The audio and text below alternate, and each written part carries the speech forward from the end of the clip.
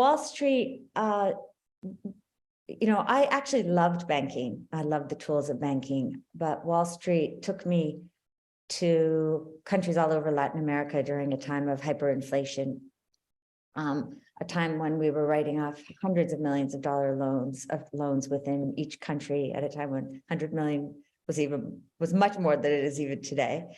And I found myself drawn, particularly in Brazil, to the favelas, to the people who were hardworking, full of life and color, but had no place in the banks. And that was the beginning of my understanding that markets have a really important place, and I couldn't believe more in the power of entrepreneurs. And markets often also overlook the poor and sometimes exploit them. And that led me to through a long series of mistakes, but into Rwanda, where I started the first microfinance bank, as you said. And that experience taught me that access to markets was really important. I had assumed get people access to loans and they could change their lives, but the capability of making use of that access was equally as important. And so I think that really led me down a path of understanding accompaniment, seeing the aid game in full-fledged form in Rwanda in the 1980s taught me how often top-down solutions create dependence, and that dependence is the opposite of dignity when all was said and done. Around those earlier years, I was very much influenced by the work of the Nobel economist Amartya Sen, who writes a lot about poverty and development.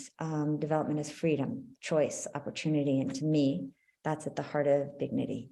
So those were probably the two pillars. Come along the Rwandan genocide, when I saw people who I loved play every conceivable role of the genocide, from being bystanders to being murdered to being perpetrators. That whole experience reinforced in me that too many of us are taught that there are good people and bad people, when in fact, monsters and angels live inside each and every one of us.